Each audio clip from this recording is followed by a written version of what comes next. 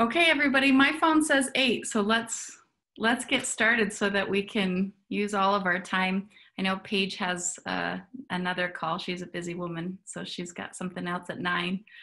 But we want to use all of our time, and I'm so happy that you guys joined us. I'm sure more people will join us as we go, but we'll get started. I wanted to share just a tiny bit of my story because a lot of you are new to me. I suffered from severe postpartum depression after a few of my kids. I also have termed myself a recovering perfectionist and people pleaser. I like to make other people as comfortable as possible, even if that makes me uncomfortable. I'd rather me be uncomfortable than somebody else. And that's just part of my nature. And anyway, I have poured myself into learning how to control my thoughts and my brain the past, 6 to 8 years. And I've made a lot of progress. And I can honestly say that in the last, 4 years, I've been living my best life.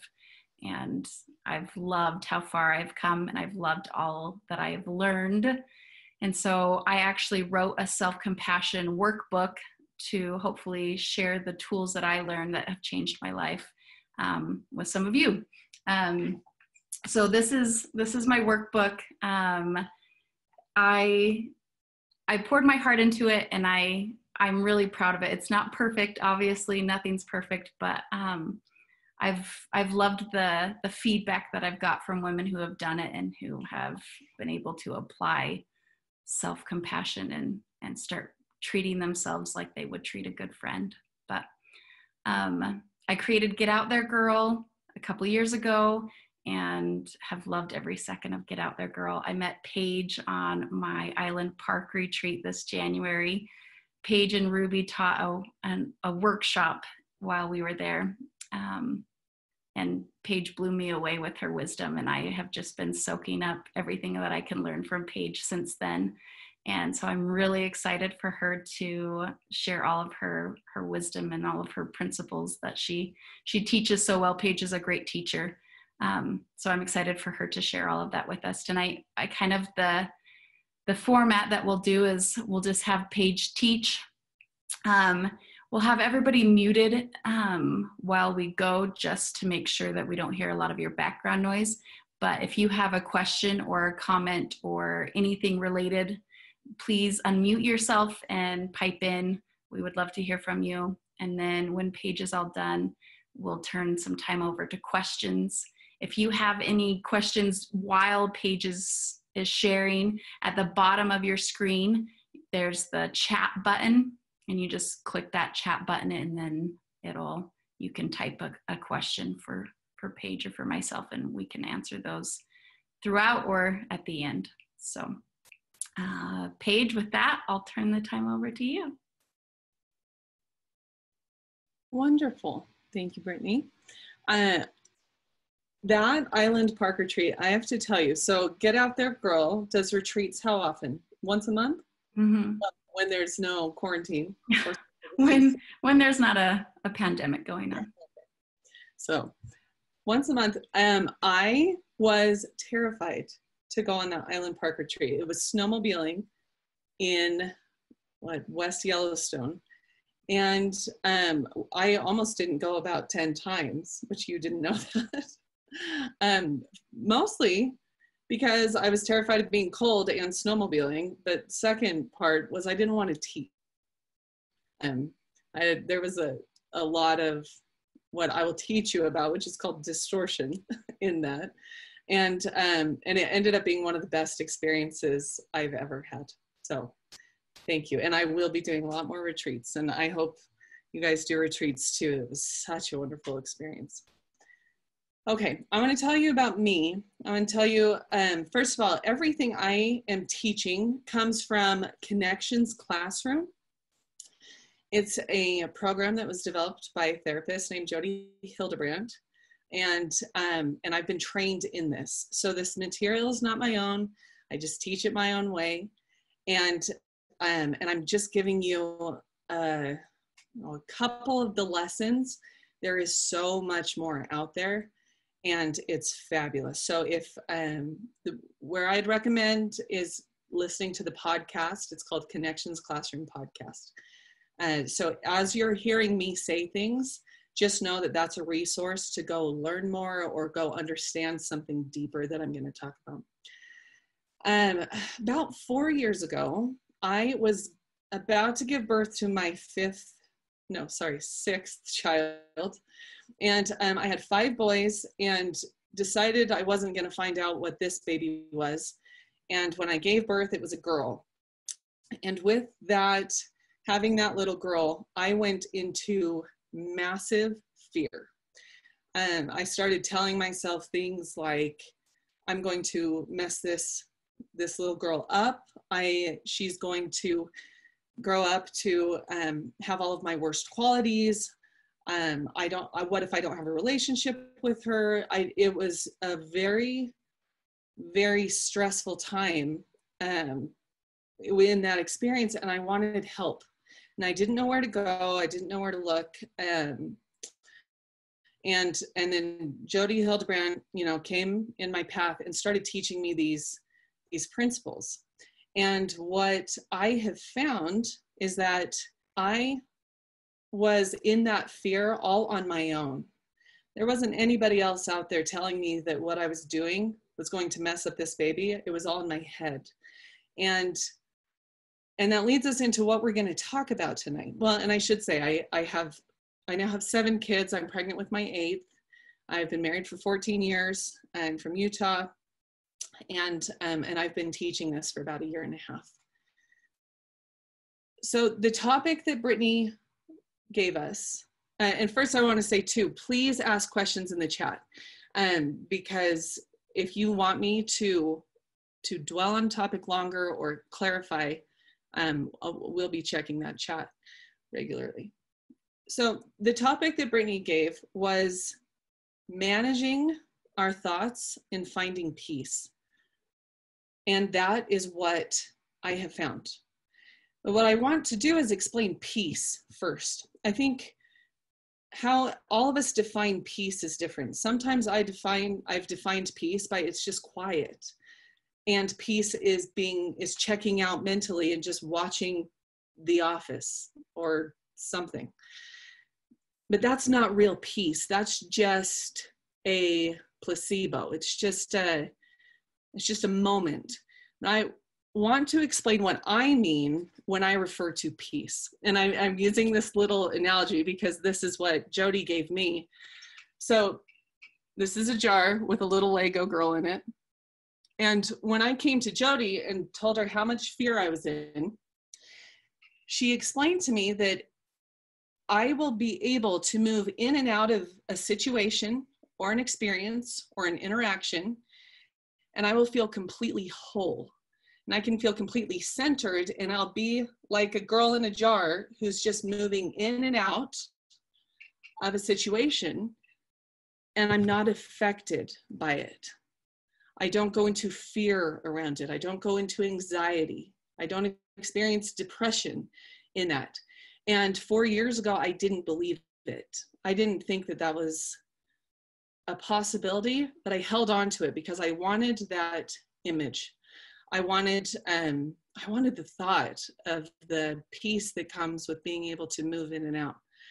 So I'm going to give you some examples, some scenarios or some experiences, a few years ago, how horrible it was, to now what it would look like differently. So in marriage, what would being in a container look like in marriage? Well, a few years ago, I had told my husband that the kids' school play was a couple weeks away. And the night of the play, he worked late. He missed most of it, got there late. And I sat there resentful, bitter, sad, and then tried to enjoy the play also. So I was anxious. I felt bad for the kids. I wanted to control what everybody thought, why he wasn't there. And there was all this emotion going on that was so unsettling. And then he came home And we had the interaction of, I can't believe you did this. Well, you didn't tell me, you could have just reminded me, and all this blame and back and forth, and just gross, just uncomfortable and easy. And then it just got buried, right? Like, I'm sorry. Yeah, I see you're sorry. I'm done. You're done. Okay, we'll be finished. So what that interaction unfortunately repeated itself, but what it looked like in a different place in peace was I held me. What peace is to me is I am safe here. I am centered here. I am whole. So other people's actions may affect my emotions. I feel sadness. I might feel frustrated, but it doesn't attack me, my worth, who I am. So it's the absence of fear.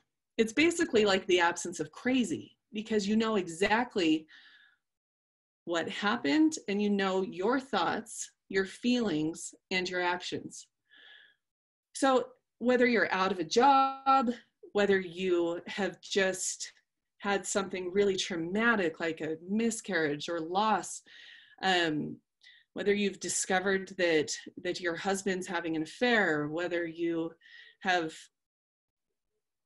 gotten medical bills that are unknown, whatever the experience, I mean, whether you've stubbed your toe, it can go, it's that range, whatever the experience, you can move in and out of it in peace, still feeling the inevitable pain, but you've gotten yourself to recognize the optional pain. And that's what I'm going to teach you. So what the groundwork is that I'll be laying out is how to recognize your thoughts, where they're coming from, what they're telling you about yourself, and then how to bring that into the truth to where peace exists. And this is a pattern that will work every single time. So normally when I teach, I have to use a whiteboard. And because I don't have a whiteboard, I'm using this image because this is what I would do.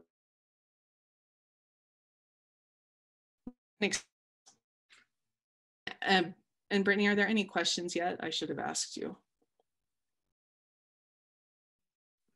Nobody has chatted any questions yet. Okay, great. When I do the screen share, I can't see the chat, so just double checking. I'll keep you posted. All right. So it all starts with an experience. So my experience with the play, with the school play, it's actually a neutral. And the reason the experience itself is neutral is because I'm the one that's going to put meaning on it. Somebody else, a wife sitting next to me, could have had the exact same experience and gone somewhere totally different. It doesn't mean that neutral brings no feelings. It just means an experience is an experience. And then we put the meaning on it with our perceptions. So another experience could be one in, or I'll give you one in parenting.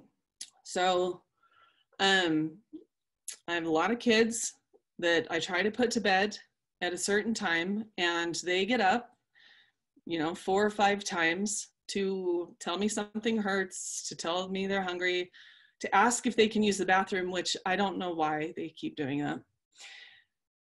But that's the experience. So the perception, the thoughts, where I have gone for years is, why are they out of bed? They're not listening. They don't care. I am so tired of the day. I'm ready for this to be over. And I explode in my thoughts. Not only are they still out of bed, but when I go in to put them back to bed, I saw one of them peeled all the paint off the wall next to their bed. So then I have more of an experience and more thoughts and perceptions that follow that. So old Paige would have lost it. Like, I can't believe you did that. That ruins the wall. Why would you do that? You were supposed to be in bed. You're not going to get to sleep there anymore. Just whatever. Just frustration. Now, what peace looks like in that would be moving the experience into truth. So you can see on here that when you move your perception into what is the truth, you state what happened. The kids got out of bed and they're still not in bed, period. They peeled the paint off the wall, period. Okay, my honest feelings are that's really frustrating. I was ready for the day to be over and it's not. The paint off the wall is going to create a lot more work. It's going to take time. It's going to take money. I am responsible for those feelings. I'm responsible for how I react to that situation. And a humble reaction is, I have to surrender the control that I want to go into. It's, guys, I'm really frustrated. I've asked you to be in bed, and that is something that you didn't do. Now that the paint is peeled off the wall, this is what's going to happen, and that's really frustrating for me. Period. You know, go to sleep. Here's the interaction, and then I leave it. It doesn't change that there's frustration in it, but there's peace in it because I didn't go into the other side, which we have, which is distortion. So when you go into a place of distortion, it will always attack your worth. Whether you see it or not at the beginning, it is attacking your worth. And it's when you've taken a situation, it's when you've taken an experience and you've added "and that means" to it. So the kids aren't in bed, and that means nobody listens to me. Nobody cares about what I need. That means that my husband should have been more responsible in helping. That means they peeled the paint off the wall, and that means this house is falling apart and it's a disaster. And it will go on and on and on. And what you're doing is actually bringing yourself into pain. That is that optional pain. So when you have the experience and you have the thoughts, if you hold it in truth, you can still feel all those emotions, but it doesn't affect your worth. When you go into distortion and you add "and that means," you are in a place of pain and discomfort. So I want you guys to be thinking of scenarios for me or your own experience that you can share so I can help you see, you know, where the distortion is in this. So another experience would be an interaction with a family member. So my husband had an experience that was extremely traumatic with a member of his family. And it was so traumatic that when it went to his perceptions, he didn't know what to think or feel, but he still added meaning onto it. He took responsibility for the other person's actions. He took the responsibility for the other person's words. And it was an experience with meaning, and that means I could have done enough. I should have been there. I should have seen this coming.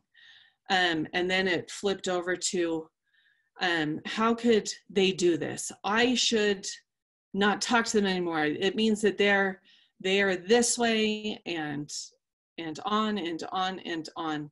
And it added so much pain to the scenario that my husband shut off completely emotionally.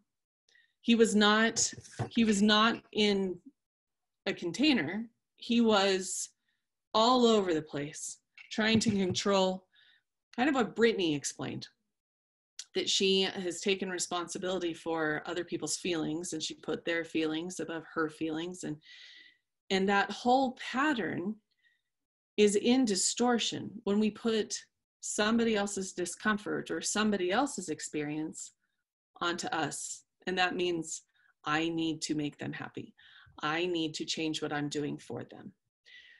So let's take the mute button off and tell me what you are thinking about these two stances.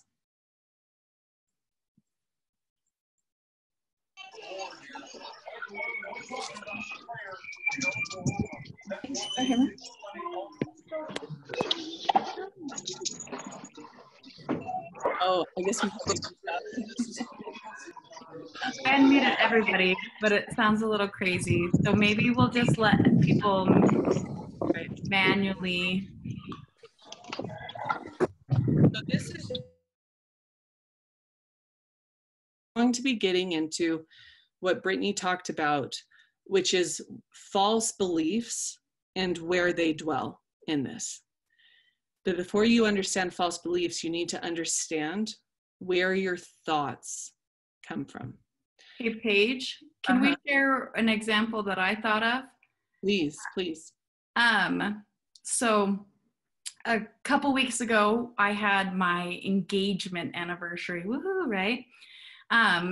And it really has never been a big deal. It's just funny because it lands on April Fool's Day. My husband actually proposed on April Fool's. And so every April Fool's, we kind of joke about it, you know, who's silly enough to ask a girl to marry him on April Fool's.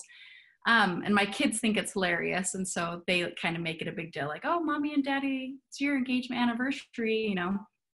So anyway, we don't do gifts, anything, like it's just silly, right? So that morning we woke up, I told my husband, happy engagement anniversary, just kind of in a silly joking way. And then the day went on as normal. I'm cooking dinner and I haven't heard from my husband. It's like 6 o'clock. And normally he texts me or tells me when he's coming home. So I call him and I'm like, hey, when are you coming home? And he tells me, oh, sorry, I'm in the checkout line at the grocery store. I'll be home in just a few minutes. I'm like, okay. So we hang up and I think, why is he at the grocery store? He hates the grocery store. He never goes to the grocery store. Why is he at the grocery store? And then I think, okay, maybe it's our engagement anniversary. We've never done anything before, but maybe he's like suddenly wants to be sweet and he's getting me flowers, maybe? And I was like, no, Brittany, don't expect that because you'll just be disappointed when he gets home without flowers. So then I'm like trying to talk myself out of that. And I'm like, wait, why is he at the store? We need stuff from the store. It's a pandemic right now. I shouldn't go to the store if I don't need to. And we only need 2 things. So if he would have called me, I could have told him the 2 things that we needed and he would have gotten those for us, right? And saved me a trip later. And then my mind went to, he never thinks about me. Like I don't ever cross his mind. He's so busy with work and taking care of everybody else and everything else that Brittany doesn't cross his mind. Proof right there. I sealed the deal. The fact that he went to the grocery store without ever calling to see if we needed anything was all the proof I needed to confirm my fear, my false belief that he doesn't think about me during the day. So I let that roll around in my head, and then he got home and he had bought himself chips and salsa. That's what he was craving. And so he went to the store and I had to go into my bedroom and like compose myself. And then like I had to dive through all of this and like, okay, what was my experience? What was my perception? I obviously went to distortion. And then I had to break it up and I went and talked to him and we were able to sort it out and I was able to see it and it didn't ruin our night. Like it ruined probably an hour of our night where I had to go compose myself, but it could have, and it would have been in the past so much worse than that. So Paige, do you want to dive into that? Absolutely. That was such a perfect example because as you were talking, I could think of so many experiences of the exact same thing, of the experience and then the perception and the storytelling of, and that means. And what you just laid out is perfect for the next piece that you need to understand in this. And that is where you go in a state of I'm less than or I'm better than in that distortion. And in that scenario, what you just explained was you began that he's at the grocery store was the experience, right? Period. That's it. He's at the grocery store, and that means he might be doing something for me. That means he might be showing his love for me. And then it flipped to he never does anything for me. And I listened to you vacillate between less than, which is a state of denigration, or better than, which is a state of adulation. And all of it occurred in your mind. Nobody put you in there, right? Like nobody was like, okay, Brady, it's time for you to move into pain. You were like, I choose to move into pain right now. And it is real pain. That's the thing. It hurts. And then there's plenty of information that we've stored in us that'll back it up. Here's the evidence that he doesn't care. Here's the evidence of our marriage, of him not doing anything. I'm thinking back on like 9 different Mother's Days and 14 different birthdays. So I get exactly what you're saying. And it's the meaning that you placed on him being at the grocery store that caused the pain, right? And then you went back in your bedroom and you brought yourself into the truth. So what did the truth look like? How did you walk yourself through those feelings enough to where you could go talk to him? I just went back to, okay, what's the experience? The experience was he went to the store and he didn't call. And that's it. That's the experience. And then I thought, okay, what's the meaning I attached? I attached the meaning, and that means he didn't think about us before he went to the store. And that means he doesn't think about me during the day. And that means he doesn't love me. Like there's just, it goes on and on and on. Paige, can I say something really quick? Absolutely. I think that the hardest thing is when something happens to you and you're so emotionally connected, it's hard to keep your experiences in the neutral zone, because you're thinking, well, he went to the store without calling me. You're like, okay, wait, hold on, dial back. He went to the store, period. He did not call me, period. Like those are facts. Those are facts that he didn't do. It's not good or bad. It's not bad he went to the store. It's not good he went to the store. It's not bad he didn't call me. Maybe it would have been more thoughtful. But I think the hardest part for me is making sure that all of my experiences, that I try and like step back, put it on the neutral zone, and I don't know, think about it, just so that you feel, like you say, centered, and so that you see that you get to decide what you do with that neutral experience. Mm-hmm. Exactly. And one of the key pieces on that too is letting the actions of the other person stay with them, right? They may have had meaning on their experience, but it's got to stay separate. So just like you said, he went to the grocery store, period. He didn't call, period. Now, it doesn't matter what that is. It could be, I mean, I've talked with a lot of women, so it gets a lot more serious than those things, right? My husband has been looking at pornography since before we were married. That is one of those experiences where we almost put meaning on it so quickly that we forget to add that period, because we want to go into this, and that means he is this and I am that, and this is what that means, and it is such a painful place that to pull back can be very difficult. So I love what you just said, Stacy, because it has to be, you know, brought back and kept separate. This is what he did. Paige? Uh-huh. Another place that I found, am I echoing to anyone else? No. Okay. is I have to be able to get to self-compassion and validate my vulnerability there. It's April Fool's Day.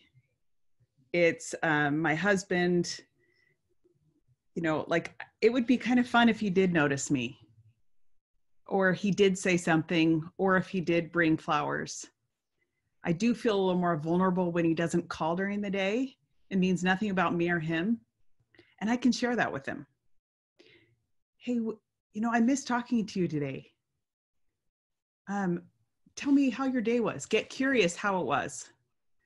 And then it's okay that you want to be noticed. It's okay that flowers would be fun.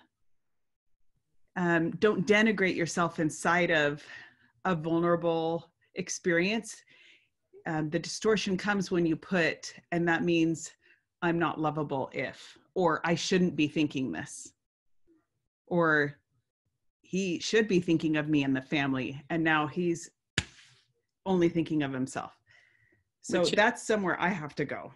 Yeah, absolutely, because that catches you in the I'm better than, you know, or I'm less than the, you know, and that means he doesn't think about us, and that means he's not there for our family, and that means, I mean, that's all a less than posture, and that means he's never cared, and that means not better than posture. And what both postures are doing on either side, one is not better than the other. On either side, what that's getting us down to is what's really going on below. And that's what Becky just said. Below the surface of those meanings we're placing are these root fears. And everything will funnel down to these root fears. I am unlovable. My needs don't matter. I am inadequate. I am unworthy, which all of them come down to I am not enough in some way. So Brittany, what I heard in your experience was that you are unlovable. If you had kept going, he did not call me. He does not pay attention on holidays or on these things. And that means, and you had kept going to see where that meaning went that you placed. If you had gone all the way down to the root of this weed that was growing, you could have gotten to my needs don't matter. You know, he is at the grocery store and he didn't call, and that's the evidence that my needs don't matter. And that hurts. That is so painful. Take an experience like my husband not showing up for the school play, and it is so painful. And because I don't want to look at the pain of what it's hitting in my false beliefs, that I'm unlovable, that my needs or that the kids' needs don't matter, it's a lot easier to just keep it on the other person and be bitter and resentful and angry. When what truth looks like, we come back up here, it's honest about our feelings and what was hit. It's honest about this is where I went into distortion and this is the meaning I placed on it. It's taking responsibility for those nasty feelings. I just sat there in resentment, and I chose to miss or to not be completely present at my children's play because of my bitterness. I'm taking responsibility for all those yucky feelings that were inside.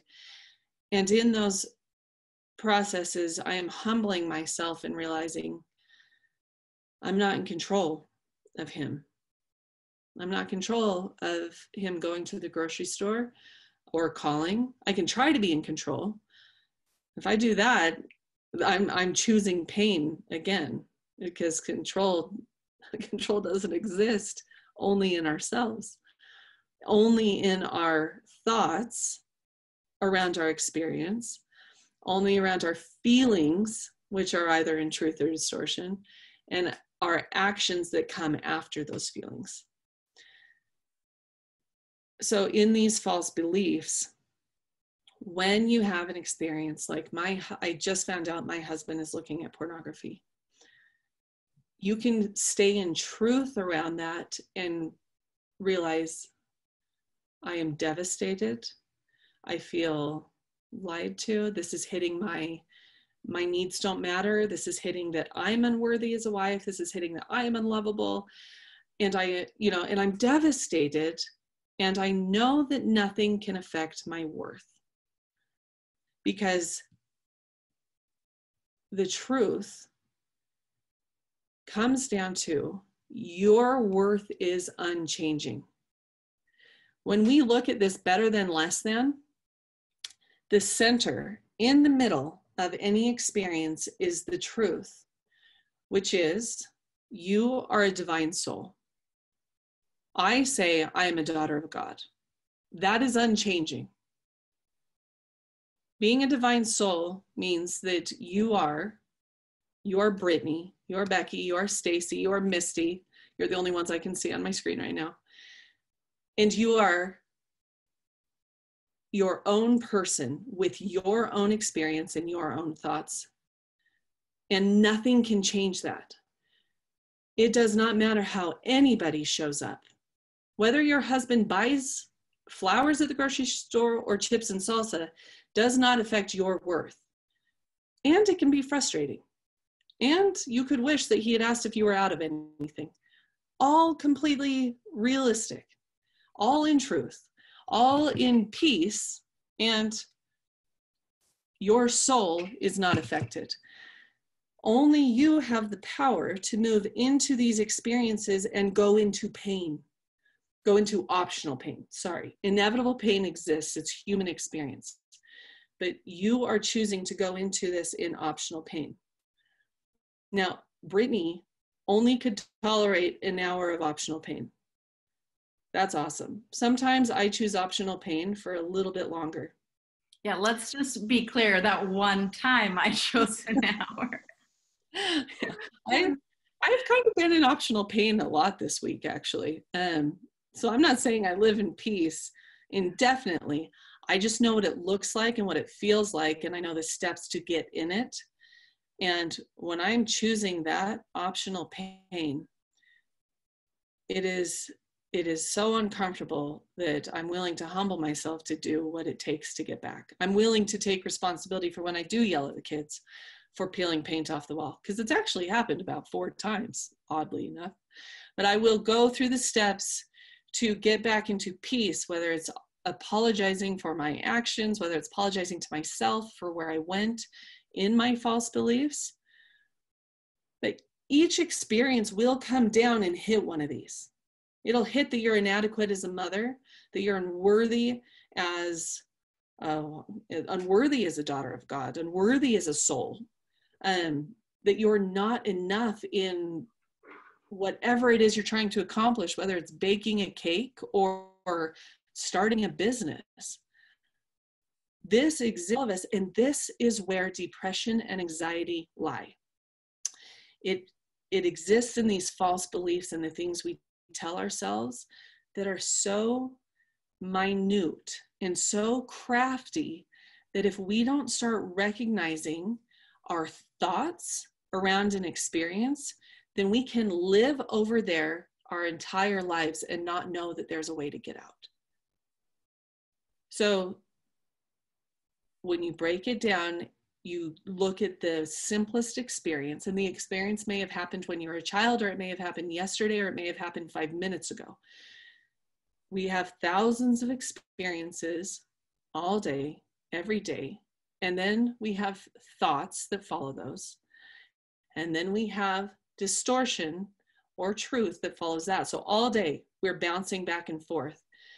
And as you become more in tune of which direction your thoughts are taking, you will see, okay, the majority of my thoughts in distortion have meaning that I'm less than. And when I feel less than, and when I recognize the meaning, this is the false belief.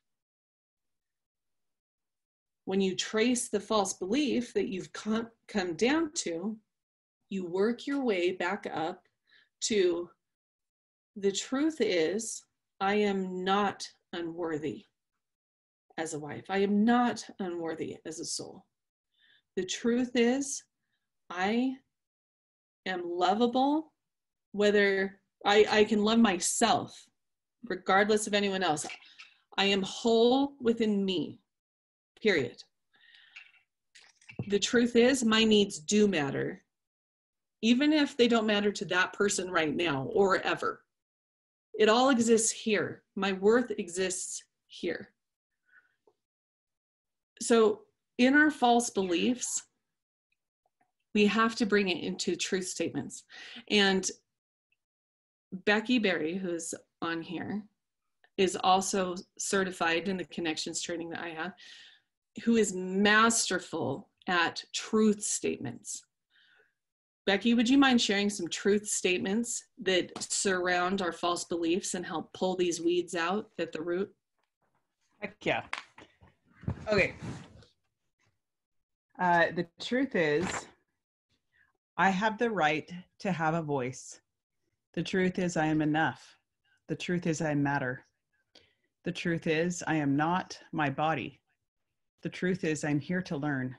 The truth is, so I do a lot of body image ones because I work at Center for Change with a lot of women struggling with objectifying their own bodies and others. The truth is, my body was not given to me for the purpose of turning heads, but turning hearts.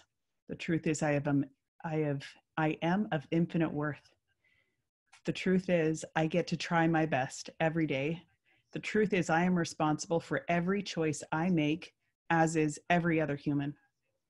The truth is, I am responsible for what I eat. The truth is, others can't reject me. Only I can reject myself. The truth is, I am strong. The truth is, I have a voice and I'm using it. The truth is, I have the right to change my mind. The truth is, I have the right to make mistakes. The truth is, I cannot make myself more or less valuable. And I've got pages of these. So I'm happy to send them to Brittany and she can send them out to all of you guys. But I think it's so great to read through all of these and highlight the ones that are really speak to you. And then let me show you another idea that Brittany would be cool to do at a workshop or something. I do for my girls or women at the center, I have them write a truth card. And they write down the ones that mean something to them, and then I'll laminate it for them. And sometimes they'll make 3 or 4 of them.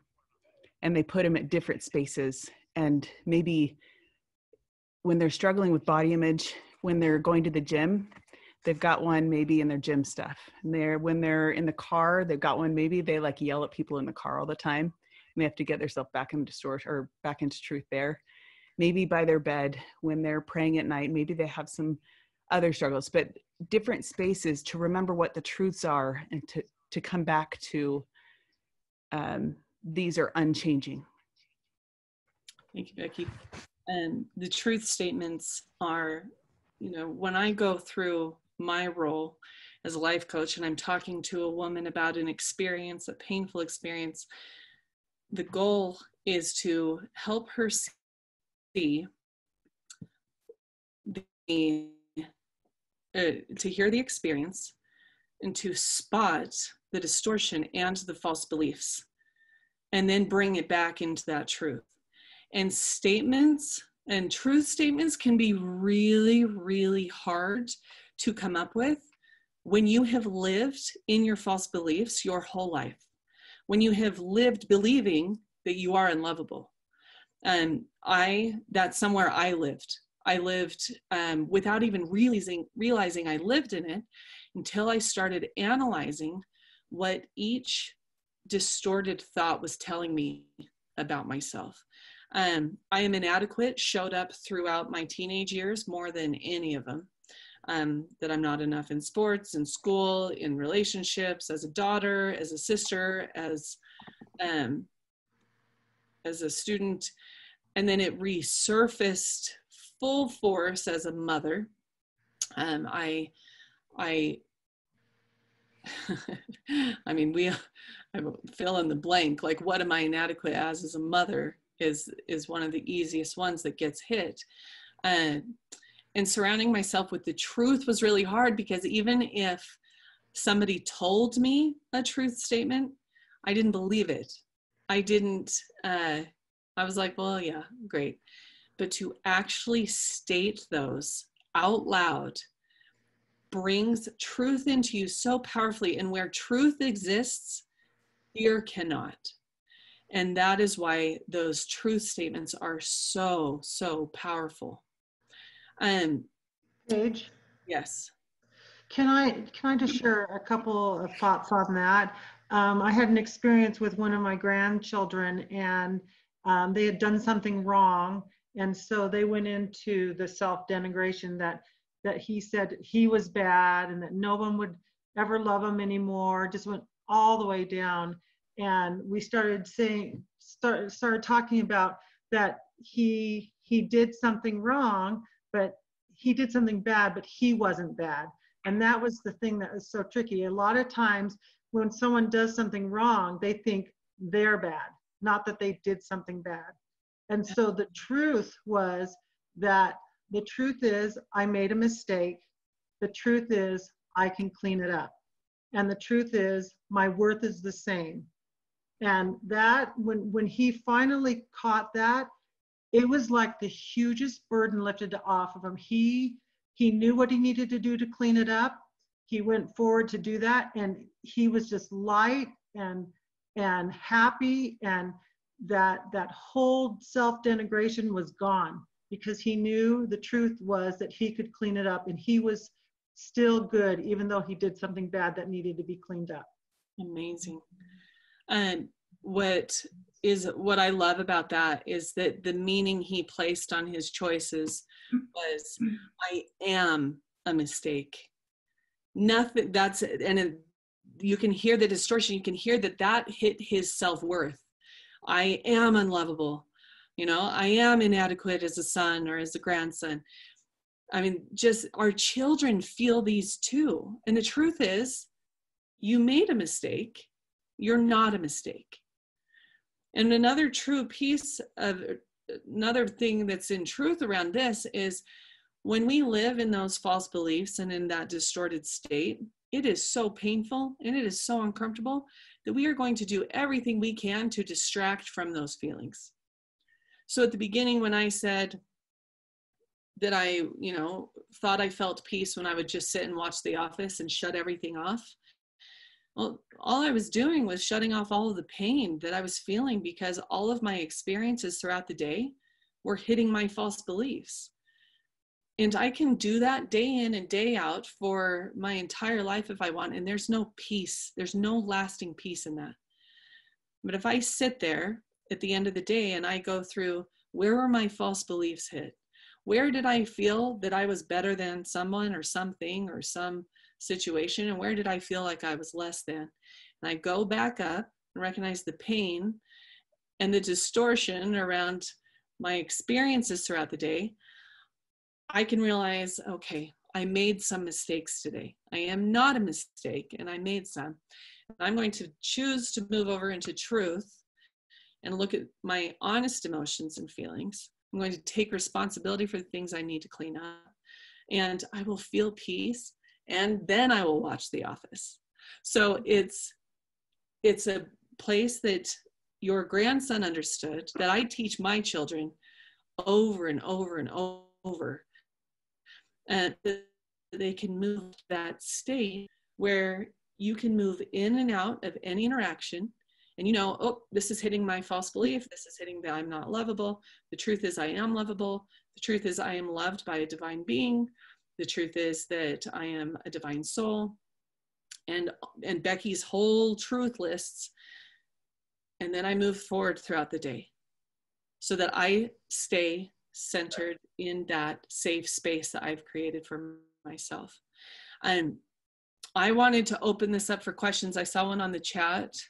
Paige, That's can where I something just super, super fast that kind of goes along with what you said? At the end of the day, to take account of your emotions and how you feel is scary, and it's super uncomfortable. And I get really nervous to let myself feel those emotions. Like, earlier today when this happened, I felt like such a terrible mother. I felt like I wasn't enough. And it almost feels like, okay, I don't even want to think about it. I just want to push it under the rug. And so it's scary. It's really scary trying to go back into those experiences, and you almost have to feel those emotions again, and you don't want to. But that's the only way that you can move towards peace. And even though it's uncomfortable and it's not fun, once you can let yourself feel those emotions, and once you can let yourself validate yourself and say, yeah, it was a hard day, and yeah, I did mess up there, and yeah, it's okay that I'm feeling these emotions, and now let's get back over to peace. And it's really hard to do, and it's really uncomfortable, but once you get there, it feels so free, and you feel so light, and you feel like liberated. It's really cool, but it is very uncomfortable to go back and feel those emotions again. Absolutely. And it gets easier. The level of pride that I held for decades was really, really hard to overcome. And I kept this visual in my head of moving in and out, safe and unaffected. And it's what propelled me through those, because everybody can have that. And yes, Stacy, I'm not just saying like, hey, just go do this, just go take responsibility for all your actions today and, your entire life. Yeah, no, it's a process, and anybody can do it. And there's a support system around you within the connections program, that safe people around you, is a good support system too. Okay, I am going to read this question. Paige, I've been struggling getting through my distortion around prayer and being heard when I pray. I keep looking for comfort purely around God hearing me when I'm praying, and I'm looking for answers or evidence. The more I try, the more I feel like I'm leaving spiritual voicemails, and I always end up in my problems aren't big enough to be heard right away. How do I fix this thought? Well, let's break down that thought. My problems aren't big enough to be heard is, what meaning are you placing on that thought? First of all, I understand that feeling. And it's a feeling like I'm just talking, it's like I'm talking to my kids and they're not listening, but instead I'm pouring my heart out to a God, that one of my truth statements is that I'm a daughter of, and I'm not being heard. And then you find things that are evidence of, see, my problems aren't big enough to be heard right away. So I can hear down in the false beliefs, the root fear that my needs don't matter, or I am inadequate. And when you hear those false beliefs, one of those is going to hit you, and it's going to pierce you. And when you bring yourself into the truth around that, then what you'll find in what you are saying is actually a lot of control. There's control in, I want to be heard and I want to be answered in a specific way. There's some expectation in that. But to pray in a surrendered position would acknowledge, these are what I'm feeling, and these are my fears, and I know the truth is I'm a divine soul. That matters. And does anybody else have any thoughts around that? Paige, I had a thought about that. I don't know if you can hear me. Okay. Yeah. Okay. Yeah, when I read that quote, I was like, I totally have felt that before. And that's something that I've experienced. And when I look at the truth around it, when I feel like God is rejecting me, I think that for me, the truth has been that I have actually rejected God in some way that I'm like not even aware of. Somewhere in my life, spiritually, emotionally, physically, sexually, somewhere I have dropped responsibility, which is rejecting God in some way. And so my way of cleaning that up is to, I mean, what a wonderful thing that we can go to God and say, I'm feeling rejected. Show me where I've dropped responsibility somewhere. And if we're humble, if we really are looking, he'll show us in some way. Oh, he'll bring to our mind things that we weren't aware of or things we've forgotten. And we'll go, oh yeah, I really need to clean that up. And as we start cleaning those things up, we'll begin to feel that love and that acceptance, because what's actually happening is that we're beginning to accept him. Paige, can I add something? Please. I think I've had the same thing, and it's really hard because you want to hear him and you want to feel close to him. So I think for me, the thing that helps the most is going back to those true statements. The truth is, I know God loves me. The truth is, I know he's watching over me. The truth is, I'm not hearing an answer right now. That's a truth too. Maybe you're not hearing the answer right now, but the truth is, he loves me. And the truth is, he won't leave me alone. And by telling yourself those true statements, you will feel God's love for you. And once you feel that love, then that can lead you towards, okay, now what? What do I need to do now? But I think going back to those true statements will get you down on that bottom level that you can kind of build up from there. Almost like the false beliefs go down to a root system, maybe get back all the way down to the roots. Do you really know that you're a daughter of God? Do you really know that when he prays to you, that or when you pray to him, he will answer?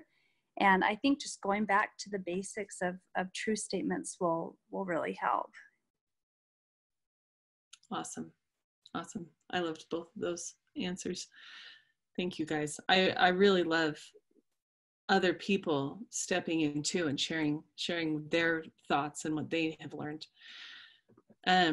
Next question, how do you work through big things? Like, do you keep working on the truth side until there is peace long term? And, you know, big things is,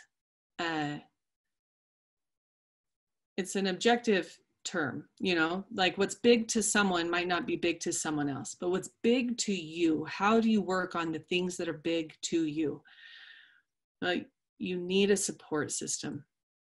You need validation. So you need healthy people around you that if you go into distorted thoughts, they will help you see those and help you come back into the truth. And education. One of my favorite quotes is, peace is feeling, peace requires increased skills, not a change in circumstance. So you need the skills, you need the tools. So you can keep going over to the truth, which is taking responsibility for your peace, and still feel all that inevitable pain.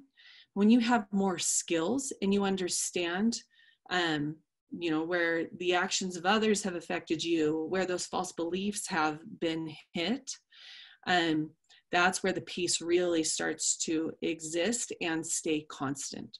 So how do you work through big things? Educate yourself and build a support system around you. You know, you need validation, you need truth, and you need people who will not tell you or enable the distortion that you're in. I can typically recognize the intent in others' behavior and see that they did not intend to cause me pain, so I do not often go into the pain column in those experiences. However, how do I prevent my mind from turning to false beliefs when their true intention was for me pain? It is not just something I've perceived. That's how, when you stay separate and you recognize that somebody's actions, somebody's thoughts, feelings, and actions are about them. You know, the simplest way I teach this to my kids is that every human being on the planet has a hole inside of them that they try to fill with something, with anything, with distraction. And when somebody feels pain, A lot of times they project it, or they look outward. A lot of times, that's what I do. I don't want to look at my pain, so I'll blame my husband. I'll get upset with the kids. So my 7-year-old was on a playground and had a bat, and a kid came up and tried to steal that bat from him, and was swearing at him and saying unkind things. And when my 7-year-old came back and told me about it, I thought of all the feelings I would have felt if somebody had tried to steal something of mine. And I asked him how he felt, and he said, "Oh, well, that kid just has a hole inside of him." And I was like, that's it. Yes, he does. Period. So even if you know somebody is coming at you intentionally trying to cause you pain, it is still your responsibility to choose thoughts that are not, well, he's trying to cause me pain, or she's trying to cause me pain, and that means that I'm better than them because I don't cause people pain, or that means that she is this way or he is this way. You need to control those thoughts and not put meaning on what they're doing, but just recognize they're in pain in some way, and this is where I'm going to go. You still keep that separation. Paige, another space to add to what you were just saying is it's a great invitation whenever I go into that space of, why does this person keep trying to harm me in any way? It's, what boundaries do I need for self-care? If I keep inviting somebody in my life that I feel like is aggressive towards me in any way. So boundaries are the greatest form of self-care, self-love. And so I would invite Leanne to look into, there's several great boundaries podcasts on connections, as well as I really like Brene Brown, how she talks about boundaries as well, and really good options to educate yourself a lot on that, so that you're caring for you and you're boundarying what you're allowing inside of your. Oh, you hit mute, Becky. Oh, boundarying what inside of what's in your inner circle. Yeah. So, what their intention was, if they're trying to control your feelings, that's still about them. If they want you to feel something, if they're choosing actions to get you to feel pain, you need to remember what is about them. And then, like Becky said, is this somebody that you're interacting with often? Is this somebody who needs to be pushed out, or not pushed out, but just set aside because their actions are, in distortion and causing pain? But I'm responsible to care for me. And so it's bringing the responsibility back here, so that it's not coming at me. It's not happening to me. It's like everything you just said. And then boundary. Well, you described validation in truth. Validation in truth is when, let's talk about validation and distortion. So if I were with a group of friends and I just said, "Oh, my husband was so thoughtless. He didn't call to tell me he was going to be late, and then it set all this in motion, and he's just so irresponsible and so frustrating." Validation in distortion would be all the meaning I'm putting. Somebody jumps right in with me and says, "Yeah, he is so irresponsible, and yeah, I can't believe he would do that, and yeah, oh, my husband does this," and then you just sit there and spin in the meaning that you're putting on things. Validation in truth would validate the emotion that I'm feeling. Yeah, that's really hard. It's really hard that you had things that you were planning on doing, and when he didn't come home, that it changed your plans. That is difficult. That is uncomfortable. That is, it's hard to change your expectations. You validate the emotions around someone, and then you make sure it's separate from any distorted thoughts. Now, if you really to someone and help them, he did do that. And what's that feeling like? Well, it means he doesn't love me. My husband brought chips and salsa home from the grocery store when we were out of like 9 different things. Oh, that sounds really hard. What did it feel like when he came home? And if I ask enough questions as a validating friend in truth, I can help another person get all the way down to the false beliefs. And when you help somebody get all the way down to, I can see how that's affecting you and that you feel unlovable. It pierces you. It hits so hard at the root fear that you almost, it frees it. It brings truth to this root fear and it unlocks it. You feel that weed being pulled, and then the true emotion comes with it. The sorrow and the pain around that root false belief that you've been carrying with you. So that's what validation and truth looks like. If you don't feel comfortable going all the way down to the false beliefs, you stick with the emotions that person's feeling. Once you understand this better, you can help them get all the way to the false beliefs. I mean, when my friends do that, I keep them as close as possible because I want somebody to point those out so I can stay in peace and move out of pain. I have a question. Yes, please. I feel like I was working on a lot of these things and working on becoming my best friend and being able to pull myself out of false beliefs and so on and so forth. And so my youngest went to kindergarten this year and I had alone time. And it was time that I was able to work on unraveling a lot of things that beliefs that I'd taken for granted for a long period of time. And now everybody's home all the time. So I'm wondering if I just need to carve out alone time to be able to do this, or if there's a way to incorporate it in your day-to-day life while you're doing dishes or while people are momming you all day long or this and that, because I feel like I backslid a lot of the work that I'd done because I almost feel like I need to be alone to be able to process my thoughts and work through it. And I don't know if people have a better solution, but there's not the same amount of alone time there was before. So I'm just trying to figure out how to keep working on myself. Oh, absolutely. Absolutely. This whole thing, bringing kids back, kids home, I feel the same thing. It's kind of like, wait, I had my routine of self-care.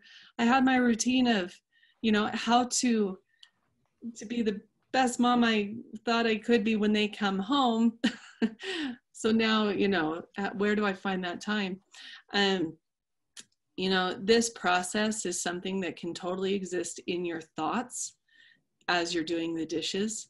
And then I just suggest, if you do have moments of nap time or just carving out 5 or 10 minutes to just go check in with yourself. Part of this connections program has a check-in system where you run through physically, emotionally, spiritually, socially, sexually as a woman.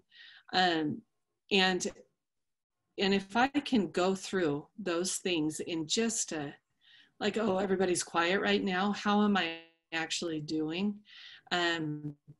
It really just helps bring everything back to, what am I thinking? What am I feeling? How am I in a smaller moment? The other piece to that is, I would say, it is okay to set time aside for you, whether that looks like, and that might look like, for me, it looks like 6 kids on a Nintendo Switch and a baby down for a nap. And if that's what I need to regroup, we all benefit when we regroup, right? So just if you're yourself, going into distortion about how you're doing it, you can work yourself through that distortion of, when I set time aside for myself, I feel like I'm not enough as a mom because I'm stepping away. You just see if there's any distortion around that time you're trying to set. yourself, because your need, your self-care is a priority right now and always. Did that answer it fully? Okay. Anything else before we wrap up? I think we should do this again. I love this. Every time I hear it, every chance I get, it just feels, it honestly, it feels so true to me. And it feels so, I feel so much peace around it, knowing that I can trace and I can feel peace regardless of what's going on around me. I am in charge of me and I can get myself to peace every single time. It's really empowering and I love it. One of the things that I wanted to share earlier really quick before we hang out, and if anybody needs to leave, you're welcome to just leave the meeting when you need to, but really quickly, one of the things that I did that meant so much to me is I actually made a list of all of the things that didn't affect my worth. And it was things like my appearance or my body or my, even my kids and how they turned out, like my kids' behavior. And if I kept, if I was a good religious girl, like all of these different things, my list was huge. And I just went through every single thing that did not affect my worth. And it was everything that you could imagine. And that after writing that list, I realized that nothing changed my worth. I was born with my worth and none of those things impacted it. And that was so huge to me that I actually put it in the workbook. Day 14 of the workbook. So the workbook is 15 days. And on day 14, you will do that exercise yourself where you write a whole list of everything that does not affect your worth. And it's really empowering to look and read that list and be like, yeah, it doesn't matter if I choose to have a big career or if I stay home. It doesn't matter if, there's so many things your worth doesn't depend on. There's only one thing that your worth depends on, and that is made up, and that doesn't change. So anyway, that was something that came to my mind that I loved. My workbook does go through a ton of these tools. If any of you want to purchase a workbook from me, I'll give you a good deal. There's Danielle with her copy. It's 15 days. It's about 15 minutes a day, so it doesn't take long, but it introduces you to all of these tools that help you get to peace and help you come to terms with your worth and give yourself compassion. So you can just chat me or send me a message if you want a copy of the workbook. But I loved having all of you here tonight. It was so great. Thank you, Paige, for sharing all of your wisdom with us. I can't get enough of you, and let's do this again soon.